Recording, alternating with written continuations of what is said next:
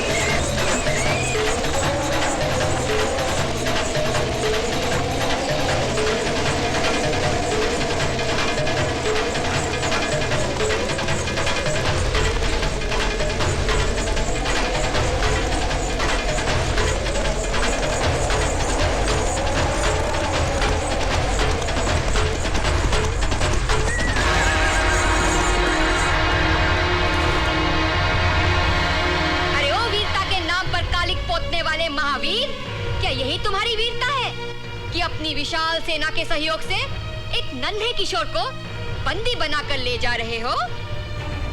बहुत बढ़ चढ़कर बोल रहे हो। कौन हो तुम?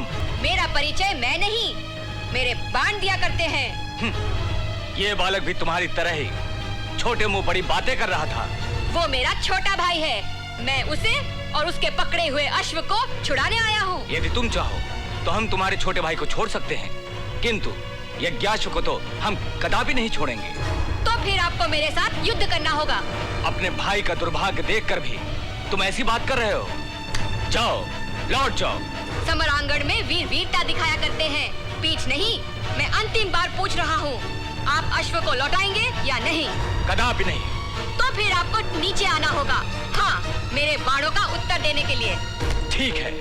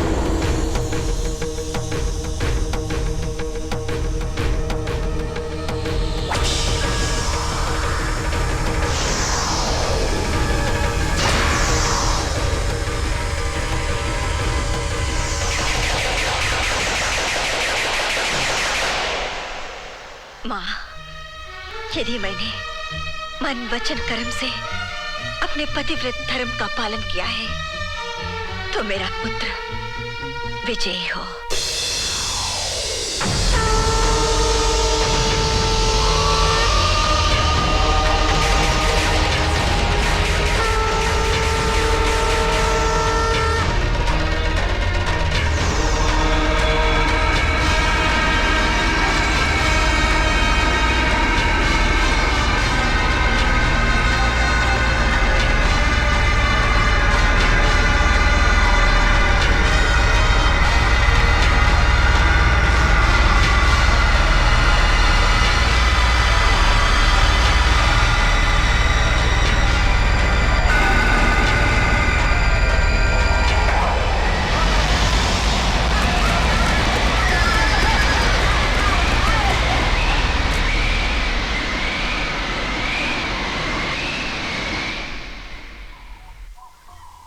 लो भैया, उठो।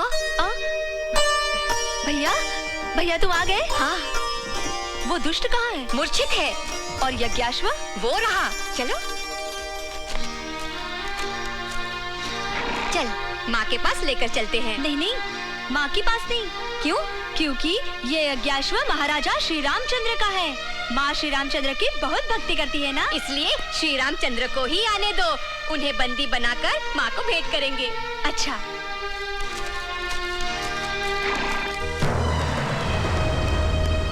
भगवान, अनुज शत्रुघ्न मुनि बालकों से पराजित हो गए। क्या? अनुज शत्रुघ्न पराजित हो गए? सारथी, क्या तुम सत्य कह रहे हो? कहीं तुम्हारी मति तो भ्रष्ट नहीं हो गई? नहीं प्रभु, मैं सत्य कह रहा हूँ। ये अकेले शत्रुघ्न की नहीं, संपूर्ण रघुवंश की पराजय है। ऐसा कभी नहीं हो सकता। भैया, मुझे आज्ञा दीजिए। नहीं भरत, लक्ष्मण तुम जाओ पर्याप्त आत्मशक्ति के साथ। जो आज्ञा भैया।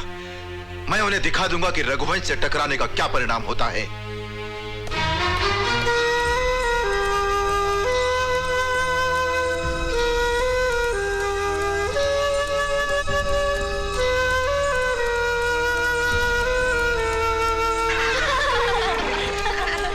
देखो, एक और योद्धा रथ पर सवार होकर इधर ही आ रहा है। घबराओ मत, उसे भी देख लेंगे।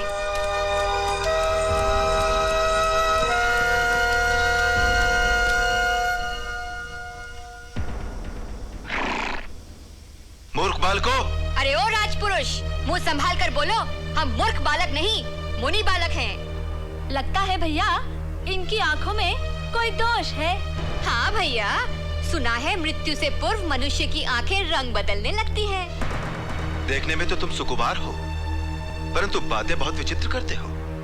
कौन हो तुम? हम गुरुदेव वाल्मीकि के शिष्य हैं। इतने महान महर्षि के शिष्य होकर ऐसी उद्दंडता करना उचित नहीं है। हमारी आज्ञा है कि हमारा अश्व छोड़ दो। महानुभाव, अश्व आपका नहीं, अयोध्याधीश राजा श्री राम के यज्ञ का है। इसलिए हम अश्वाधीश और अयोध्याधीश श्री राम से युद्ध करना चाहते हैं, किसी और से नहीं। रामायण के रचनाकार महामुनि वाल्मीकि के शिष्य होकर भी क्या तुम श्री रामचंद्र के प्रताप को नहीं जानते? अपने गुरुदेव की कृपा से हम श्री रामचंद्र को भली प्रकार जानते हैं, किंतु ये नहीं जानते कि वे हमसे अधिक प्रतापी हैं या हम उनसे। और इसीलिए हम दोनों भाई उनके प्रताप को परखना चाहते हैं। बालकों, तुम क्या जानो कि श्री राम ने कैसे कैसे महान कार्य किए हैं। उन्होंने महाबली बाली का संहार किया था। हाँ, किया था, किंतु कायरों की तरह छिपकर। क्या इसे ही हम उनकी वीरता मान ले? उन्हीं करुणामूर्ति श्री राम ने दशकंठ रावण का वध करके लंका का राज्य विभीषण को सौंप दिया था। वे करुणा की नहीं, कठोरता की मूर्ति हैं। उन्होंने अपनी गर्भवती पत्नी सीता माता को वनवास देकर क्या अपनी करुणा का प्रदर्शन किया था? बालकों, यदि तुम अपने लड़कपन में हमारे भ्राता मर्यादा पुरुषोत्तम श्री राम का इस प्रकार अपमान करोगे, तो उनका भाई लक्ष्मण तुम्हें कदापि क्षमा नहीं करेगा। अच्छा, तो आप ही है लक्ष्मण, जिन्होंने गर्भवती माता सीता को अकेले वन में छोड़ दिया था। अब तो हम आपको कदापि नहीं छोड़ सकते। हम इसी अवसर की ताक में थे। आपके कर्मों का फल आपको इसी वन में चखाएंगे। अब आप यहाँ से जीवित लौटकर नहीं जा सकते। सीता माता को आपने इस वन में ही छोड़ा था ना? हम भी इस वन में आपका अंत देखेंगे। बस बालकों, बहुत हो चुका। हमसे युद्ध करने की अपनी मुंहजोरी का फल भोगने के लिए तैयार हो जाओ।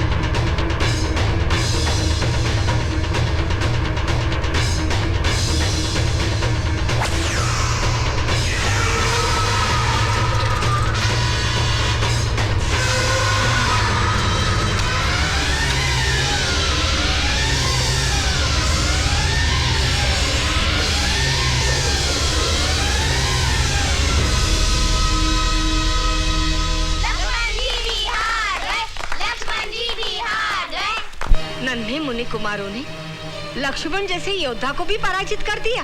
हाँ माता, सुना है कि पुष्पों से भी कोमल लगने वाले दोनों मुनि कुमार महान पराक्रमी हैं। तो क्या रघुवंश का तेज? नहीं माता, आप निश्चिंत रहिए, कुछ भी हो जाए रघुवंश के तेज का अंत नहीं हो सकता। गुरुवर, मुझे आशीर्वाद दीजिए। विजयी भव।